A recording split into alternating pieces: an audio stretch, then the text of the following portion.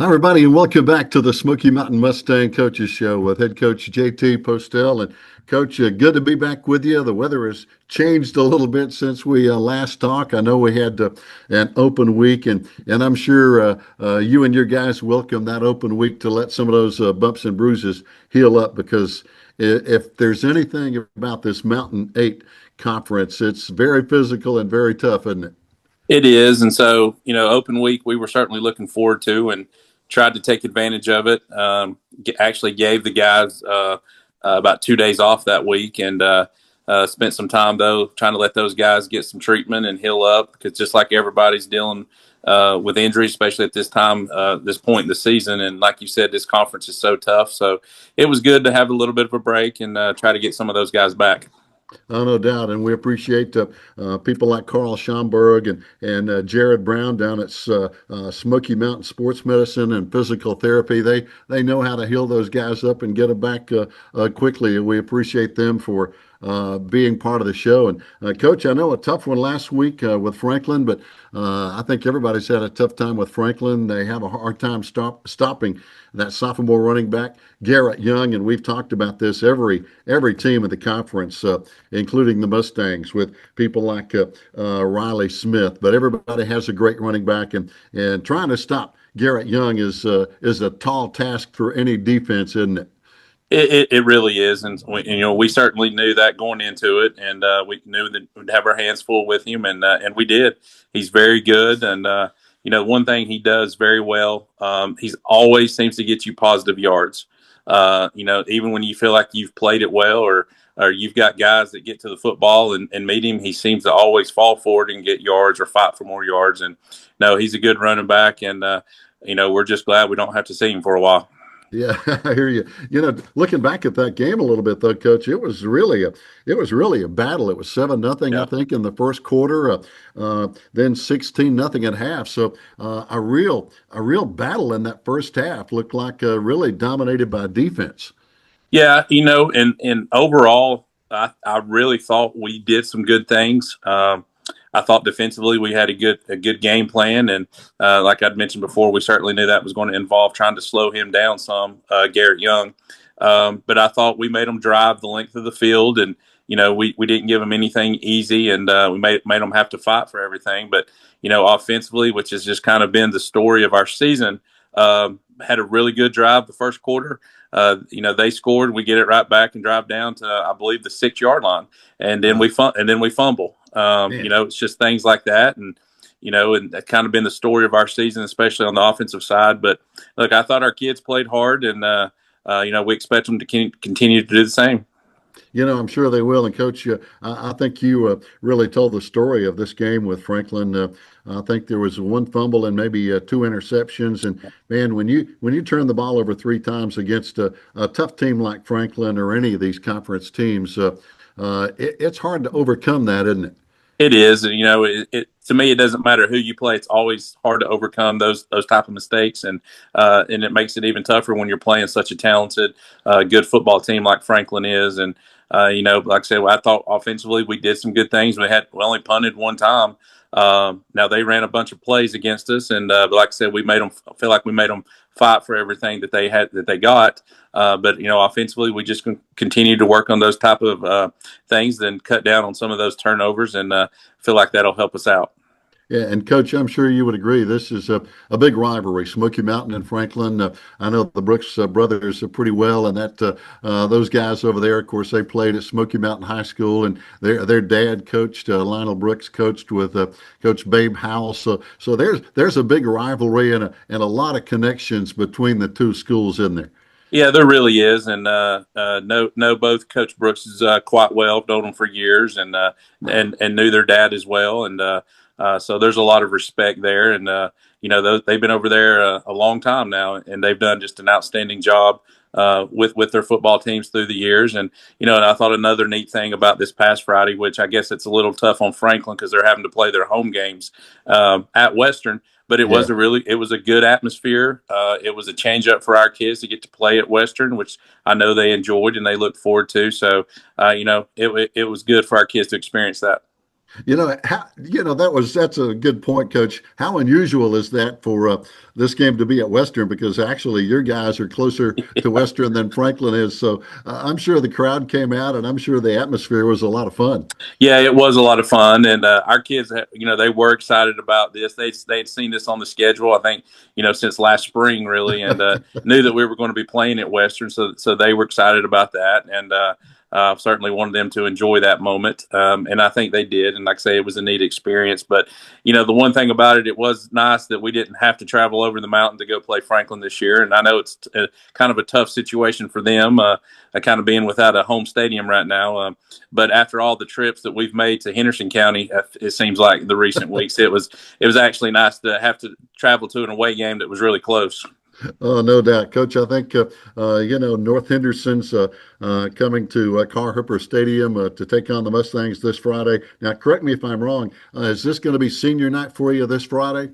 Yes, this will be senior night this Friday. We have a very small senior class this year, but we're certainly going to take the time to recognize those guys, and we're very thankful for everything they've done. Coach, I looked this up. I did a little research, and I know senior night's big at every school, and I think this is a testament to your team, really. I looked, and this came from Max Preps. This is where I got the roster information from Max Preps. Anybody can go on there and find it. But the Mustangs, again, just using the rosters on Max Preps, had four seniors. East Henderson, I've actually talked to Coach Brackett, and they've had a tough time. They've only got two or three seniors, I think, still with their football team. But then you look around the rest of the conference. Tuscola has 22 seniors. North Henderson has 16 seniors. Brevard has 21 seniors. Pisgah has 22. Franklin has 15 seniors, and West Henderson has 17 seniors. That I tell you, that's kind of a stacked deal because you're playing some really good teams with not as many seniors as most of your opponents in this conference. Yeah, we are, and that's something we haven't talked about it a whole lot, but I knew we had a really small senior class this year, and it was a small junior class last year. So we knew going into this year we were going to be a very very young football team, and we were Yeah. going to have some growing pains, and we lost a really strong senior class last year. But in this year there's a lot of these teams they have really big senior classes, and I believe next year we'll have over 20. And then our current sophomore class has about 20 or 25 in it. So, we're looking forward to having some big classes going forward. And the one thing that is exciting is we know next year, and we're certainly not looking past finishing up this year strong, but we're going to have a lot of guys returning for us that have played a lot of football in a very tough league. Oh, no doubt. And Coach, I want to mention this because I saw your JV football team in action over at West Henderson, and a tremendous bunch of JVs, as you mentioned. A lot of sophomores are going to be coming up, and that is a really, really great group of JV kids. I'm sure that you look forward to having them next year, and I know they want to play varsity football next year as well. Yeah, really excited about our JV team, and they have gotten just better and better. We actually pulled a few JV kids right before we got into conference play up to varsity because we needed them, and they've played a lot for us. And so it took our JVs a couple of weeks, I feel like, after that to kind of get adjusted. We had some new people that were having to jump in into some new roles, but our JVs were able to go over to West Henderson and get a good win, and our JVs actually won it in about the last minute against Franklin last week. So that was a huge win for them, and that group has just gotten better and better. They're a good group of JVs, no question, Coach. And coming up, as we mentioned this Friday, the Knights of North Henderson. Man, they had a battle with West Henderson last Friday, and believe me, those two don't like each other. Yeah. West Henderson and North Henderson. West won that one by only a touchdown, really, 42-35. And we've talked about running backs ad nauseum sometimes, but they have an outstanding running back in Parker Willis, who's man averaging almost 200 yards a game. So again, another defensive battle with a good running back, isn't it? Yeah, it seems that kind of deal with that every week. So, but no, he's a tremendous football player. And he's had a great season for them. I know Coach Beatty's been really excited about him and what he brings to the table. And then we're going to have a work cut out for us. And he's a little bit different style runner as opposed to what we just faced, but he's also really fast and he's quick, and so no, we're going to have to really rally and get to the football. No doubt. Now, looking down the road, I know, Coach, it kind of depends on how things play out, but we're hoping for a playoff berth coming up down the road. I know things have to happen, but looks like the Mountain 8 Conference is going to be well represented when it comes playoff time. Yeah, I think so, and I think that just says a lot about the strength of our conference this year. And and for me, I look at it as I get an extra week with them before we get to the end of the season, and that's another week of practice and preparation, and that's always a plus when you have a young football team. No, I've got to ask you. The players probably like this. I know the weather has changed a lot. The temperatures have gone down, and of course we're getting to see some beautiful fall colors. But makes practice a little easier for the players too when it's maybe 65 degrees instead of 85, isn't it? Yeah, you can definitely tell there's a little pep in their step, just a little more now. And and even as coaches, we certainly have enjoyed the change in the weather. And I know we said this a few weeks ago, but it certainly feels like football weather at this point in the season. So no, it's been good. No question about it. Coach, talking about getting some bumps and bruises healed up, talking to some other coaches around the area. Boy, some coaches are really struggling with injuries right now. So overall, how are your guys physically getting ready for senior night? We're okay. I feel like we're better than we were a few weeks ago. Certainly we've still got some guys that are going to deal with some injuries, and just like everybody else is this time of the year. But I do feel overall we've been pretty fortunate with that.